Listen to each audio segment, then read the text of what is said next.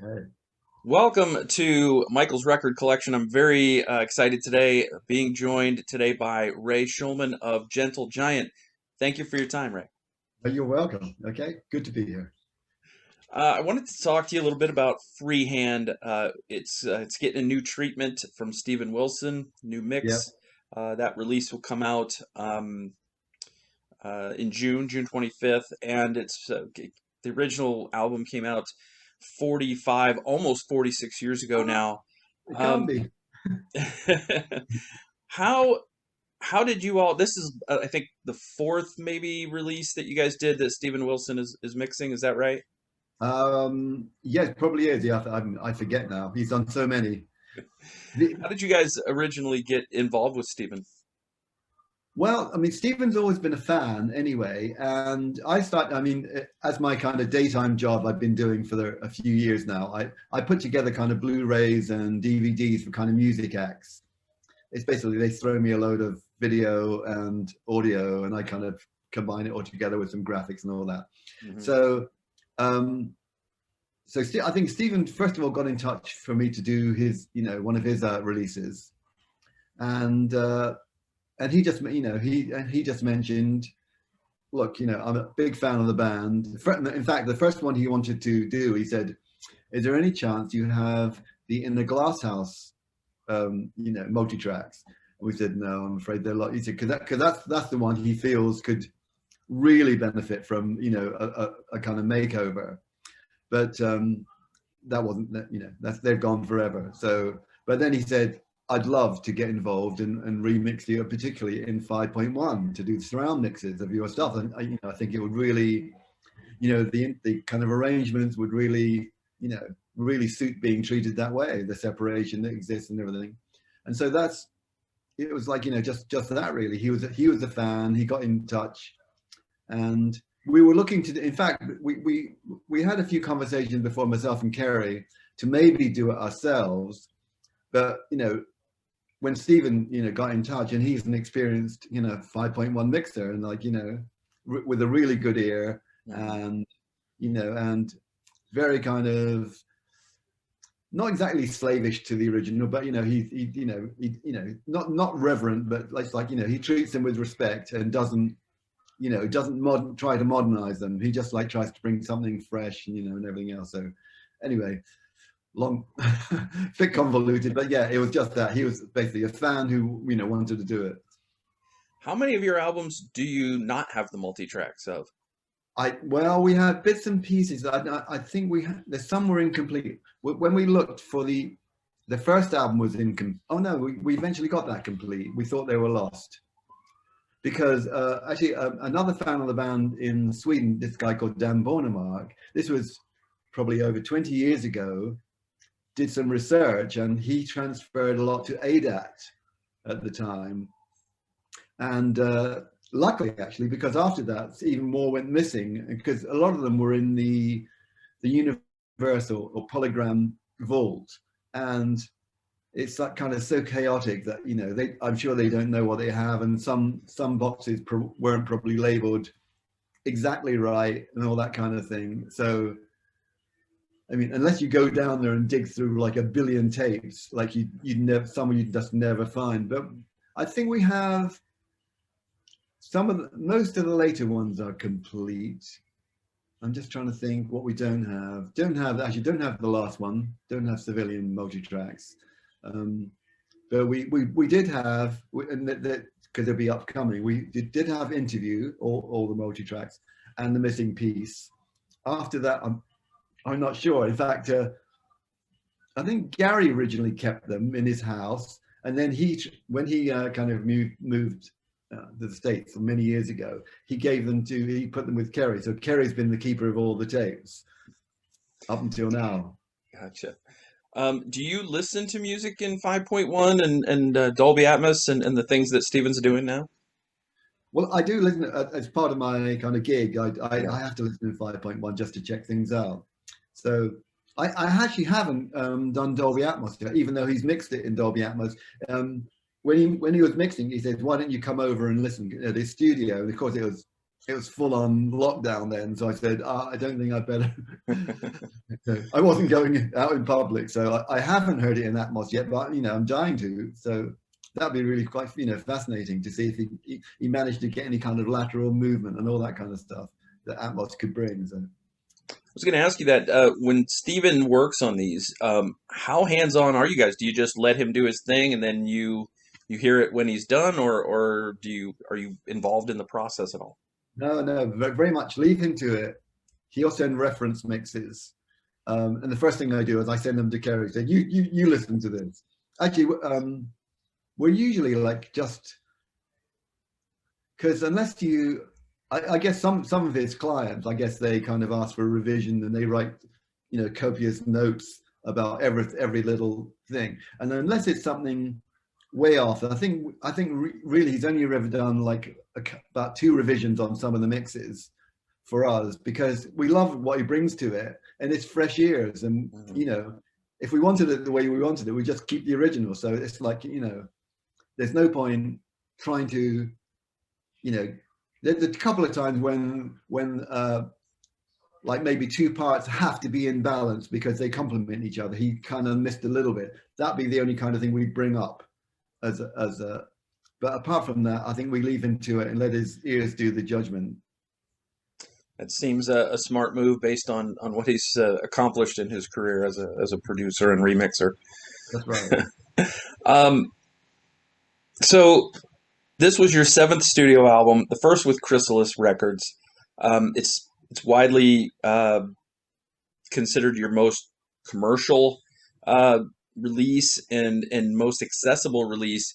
But this is Gentle Giant, so that's not to say that it's really commercial or really accessible. That's right. Can you just go back a little bit and talk about what that process was like for Gentle Giant in beginning to work on this album? Just give me a little bit about your process of how you approached creating this record. This one, well, I think this one was actually probably one of the last ones where we were all living in the same town in Portsmouth in the south of England, and we'd just been through, I mean, the reason it's called Freehand is we'd just been through some pretty kind of mean, lawyerly things with our ex-manager and all that kind of stuff. So it was like the Freehand was like almost like freedom to do what we wanted to do. And actually the atmosphere was really good, very positive. Our tours were going well. And the other thing, we kind of assembled in Portsmouth to write it. I think we wrote it very quickly over just, a few, not very many weeks. And well, my process, I mean, I don't know if you want to, specifically, I think Kerry's was quite similar too. Basically, lots of improvising down to the old Revox 2-track tape. That was our means at the time. Just, basically improvising, doodling along, listen back. If something catches your ear, maybe just a little phrase or anything, then take that little chunk and just develop it into, some kind of arrangement, and then a bit more development into a piece of music. I think Kerry was very much the same way. He'd do it except he'd do it on the piano. I did it very much on like a DI guitar. And the way we kind of developed the arrangements was they used to have this facility on the Revox where you could bounce one track to another. It's sound on sound basically, and build up the generations of sound. So that's what I kind of do just with the guitar and bass. And then, sorry, yeah. I was just going to say, so it's more that you each brought individual thoughts into the sessions rather than you got in a room and jammed and saw what came of it? Oh no, we never did that. No, we never jammed as a band. It was always, individually we'd work out. In fact, by that time on some of the earlier albums, some of the songs are actually combinations of myself and Kerry's sections, particularly on the first 2, where, you can identify, I wrote that bit, he wrote that bit, and did all that.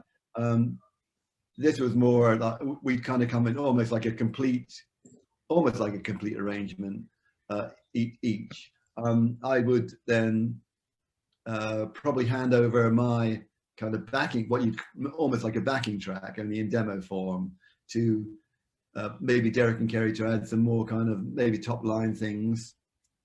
and structure and the way he's going to write the lyrics. And Kerry was probably a bit more complete than myself, where he delivered, the complete thing to Derek to then get a theme together and something to spark his imagination on it and write about it.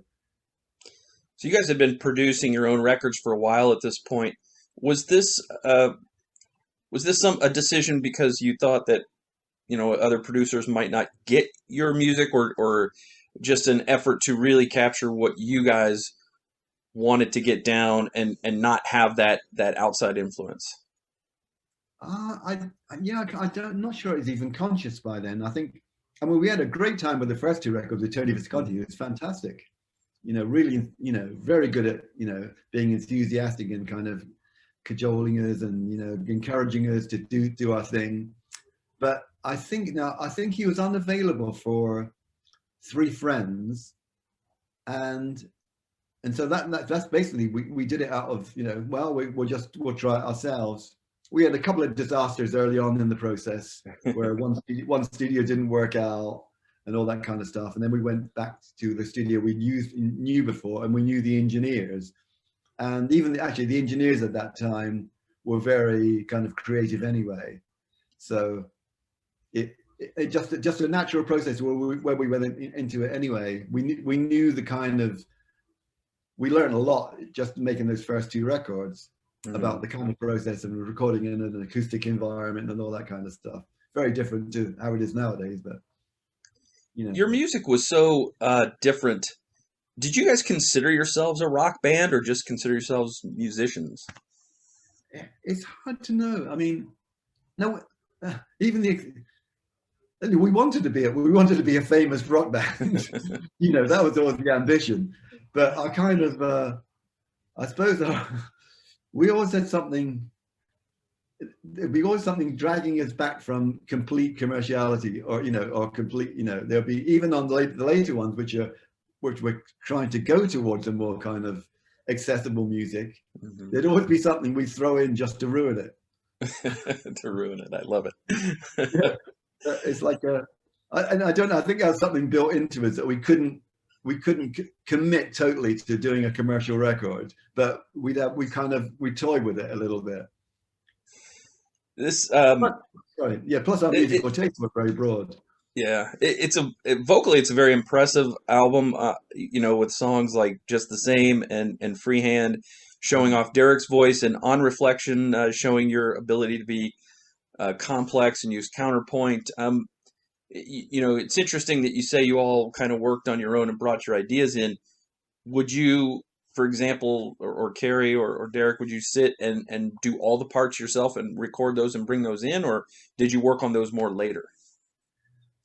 We always left room. I mean, yeah, the basic sketch was down as a fixed arrangement, more or less.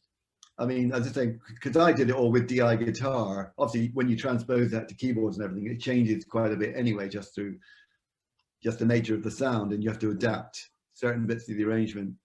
But in the studio, we always left, these are the fixed parts, that's the melody, but then we'd always leave room for lots of experimentation, and then grab whatever other instruments were around. Another thing about using Advision as the studio, there would always be something lying around, like a real harpsichord, and then there was this one. There used to be this old keyboard hire place in the church, and we used to get, they had amazing stuff in there, like little pipe organs, like the Regal and all that kind of stuff.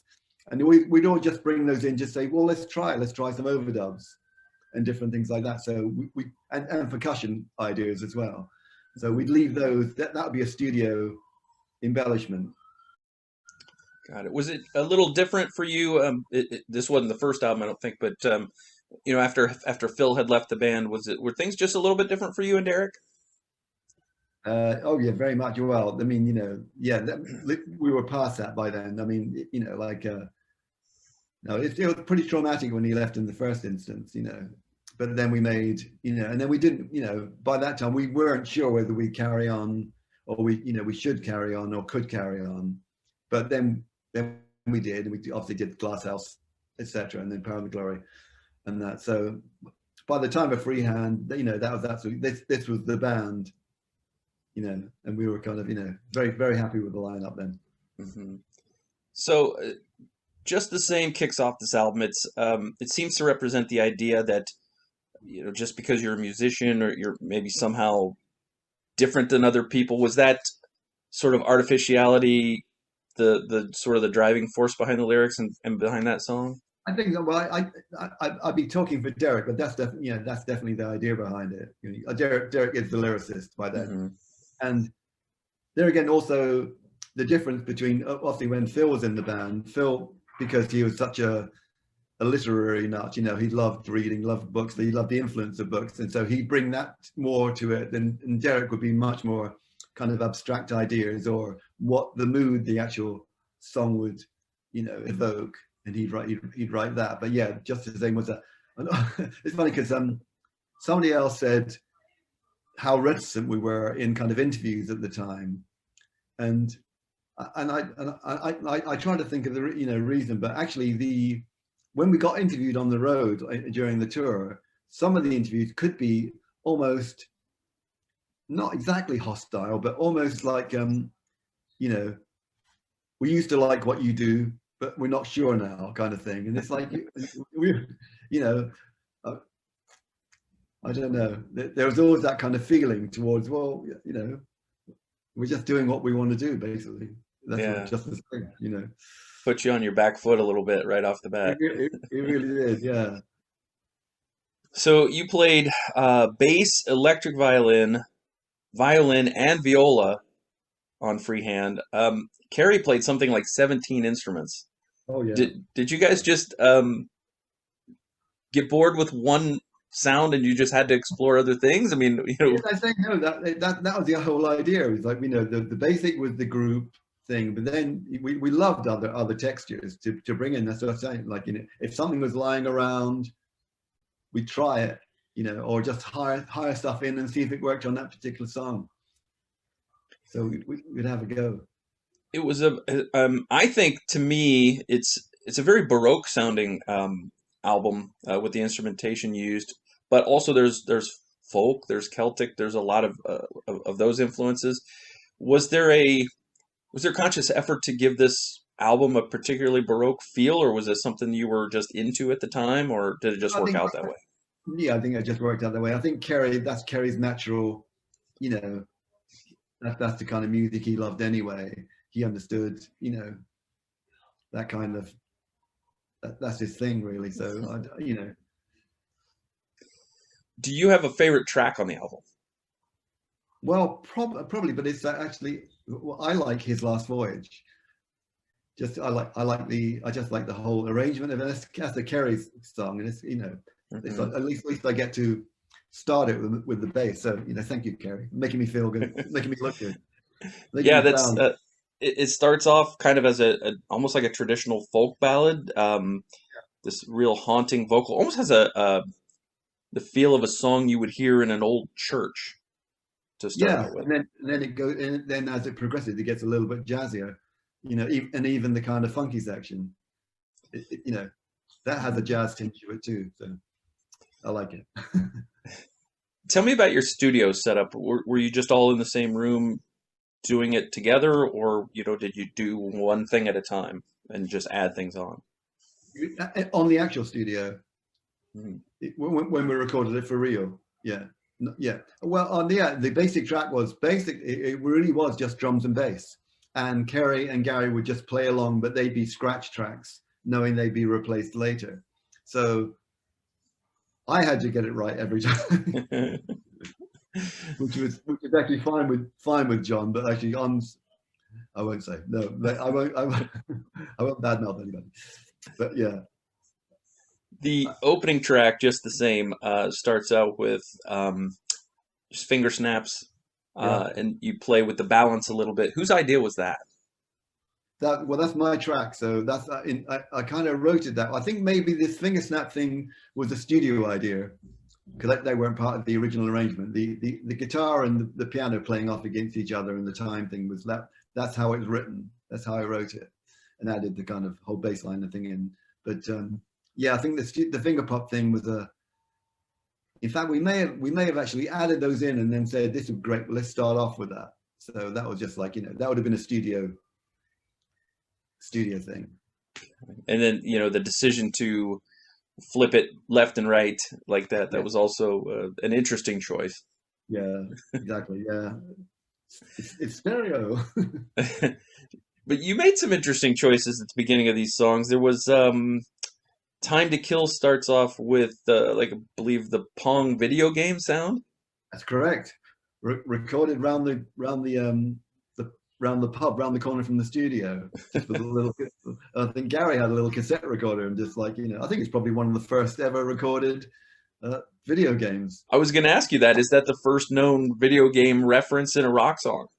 I think so. I mean, unless someone tells me different, I think we were pretty good, pretty hot on that.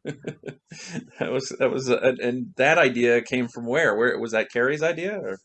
Um, no, it wasn't Kerry. I don't know who's that actually idea. No, I think because yeah, I don't know why. It might have even occurred when we were in the pub playing Pong, and knowing that the actual track started with a hard bam, like a hard hit to start it.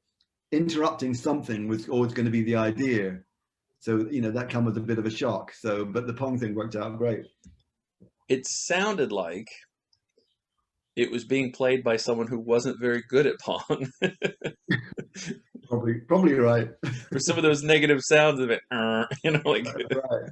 That's right. To me, the most rocking sound or most rocking song on the album is Freehand, and that is really driven by your bass. Was that one of your thoughts coming in? That was that your song coming in that everybody kind of contributed to, or did that come from somewhere else? That's actually a Kerry song. Okay. Yeah, and actually, I mean, Kerry mentioned it on another interview that he preferred, because we did a whole like a live version, which is a little bit different. The whole middle section is quite different. It doesn't go into the kind of waltz time or anything like that. So, and it's a lot more rocky. And he said he wishes that was the version on the album, because it was even more rockier than the one we did. So, how does Gentle Giant choose a single off an album? Well, we rarely had to, in fairness.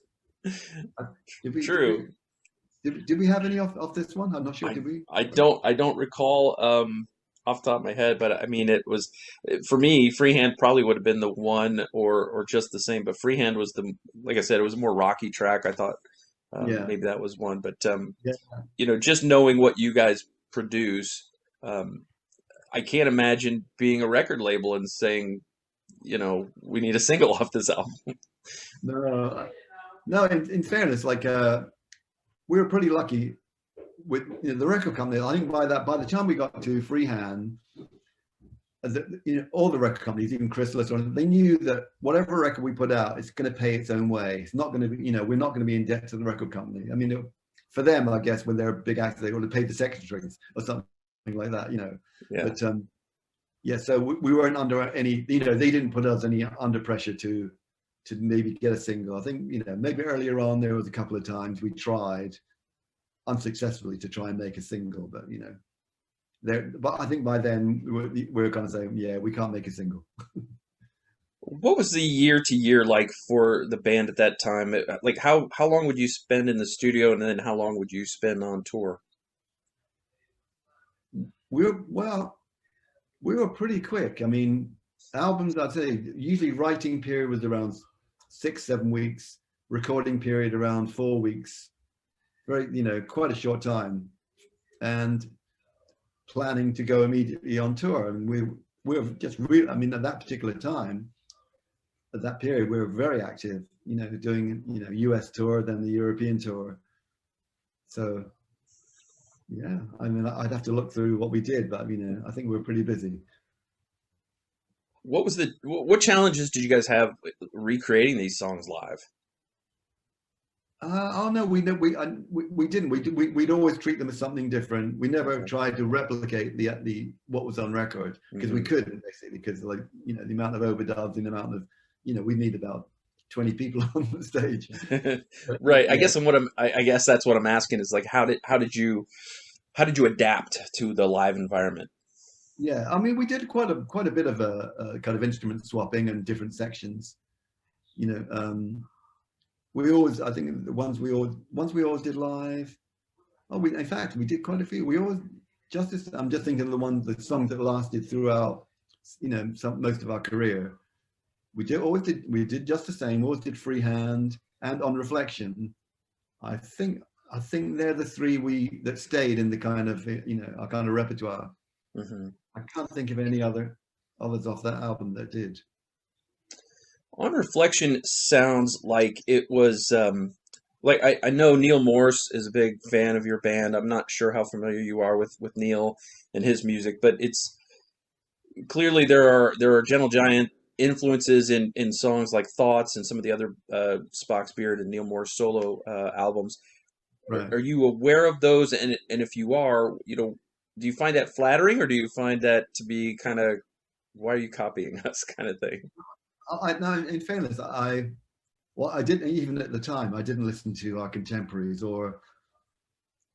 and by the time the band had finished, I never reflected back on what was going on at the same time, or and my musical taste had changed. So I was listening to different things by then. So sorry to say, but I don't know what.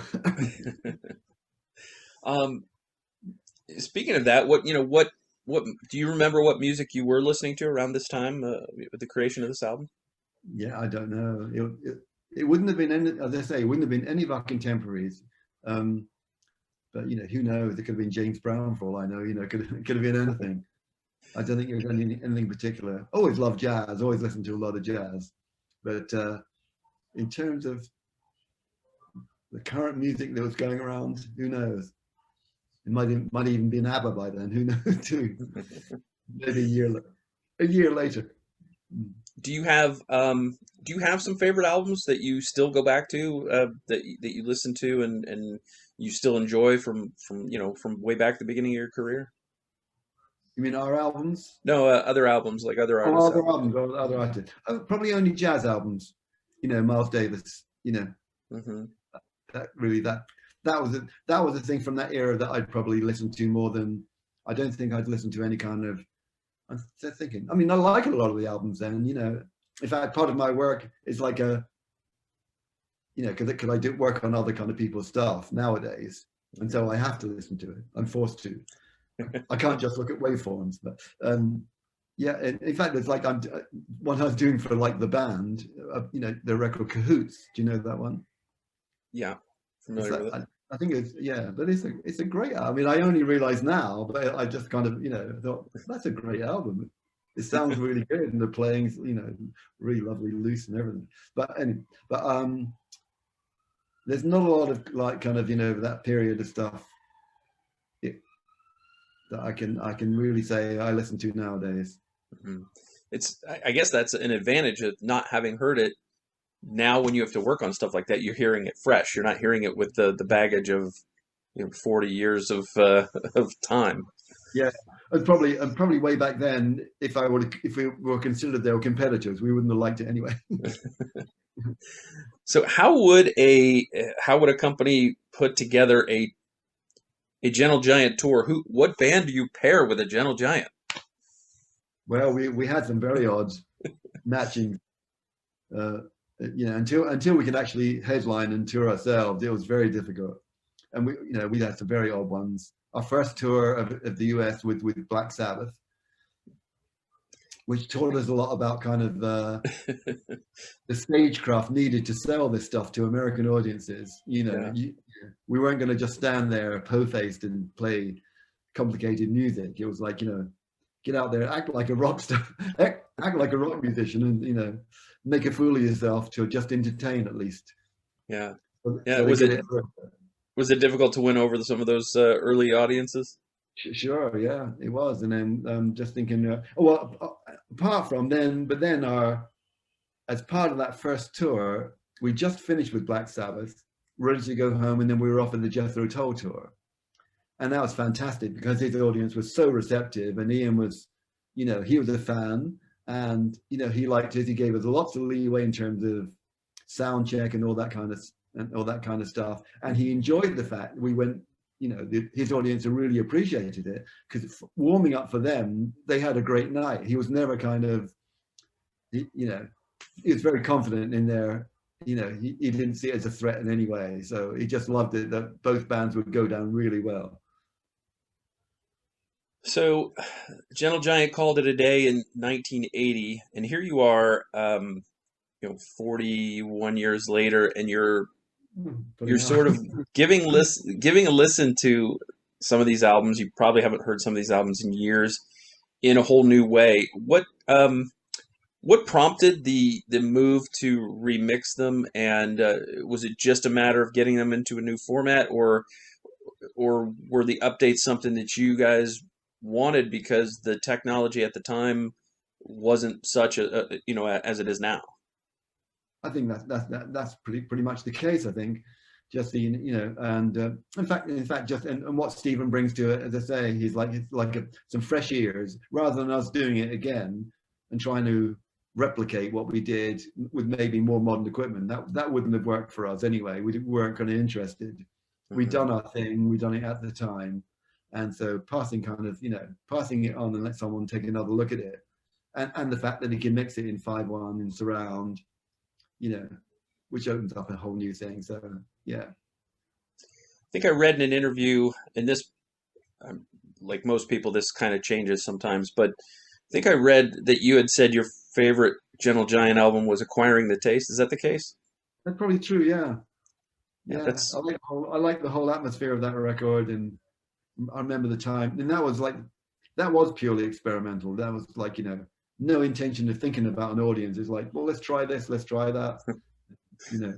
Yeah, I think it came out great. That's actually my favorite as well. So I wanted to make sure that was still the case. So that is still the case, yeah. Although I haven't heard it in many years. So. Yeah. Do you have the multi-tracks for that one? I don't know, actually. That's a good question. I'm not even sure. I'm not sure we have it. If we do, it wouldn't be complete, I don't think. I'll find out. I'll ask Kerry. All right. I'll ask Kerry to do an inventory. So June 25th, this will come out, and it's going to be on, obviously, in Dolby Atmos. It's going to be 5.1. It's going to be CD, Blu-ray. I think there's a special colored vinyl release as well. Apparently so. That's what I hear. Do you get a copy of everything that comes out? Do you keep a catalog of all of the stuff that you've released? I don't actually. No. Well, they will probably send it in the end, but I'm kind of so unsentimental about the whole thing. I kind of, if someone comes down and said, "Oh, I like that," I say, "Yeah, take it." So yeah, I always wonder that about artists, like how often they listen to their own stuff. I would think that you've spent so much time creating it and playing it live and hearing it in the studio that you probably don't want to hear it anymore after it comes out. Yeah, and I think, yeah, I never played it. I never played it for years until we actually had to re-release it. You have to listen to it now as a kind of academic exercise to make sure it's okay.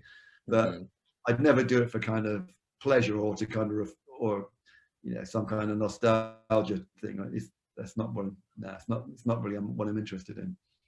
How do you think it holds up after all these years? Well, I think it's strange enough that it could only be us, that's a good thing. So I think it holds up pretty good, but I mean, I'm not the one to kind of say really. I don't know. Fair enough. Ray Shulman of Gentle Giant, thank you so much for your time today. It's been just an absolute pleasure talking to you about this album and your band. You know, it's brought a lot of joy to a lot of people. I'm old enough to where I could have heard your band when I was growing up, but I actually didn't come to it until much later in life. So I'm still exploring. I'm still learning. I'm still hearing new things when I listen to them. So this has been fun for me. I hope that you guys have a lot of success with these Steven Wilson remixes. You certainly have these in the correct hands in terms of the mixes and the 5.1 surround. and I look forward to hearing those in all the speakers when that comes out. Excellent. Okay. Yeah. Thank you so much.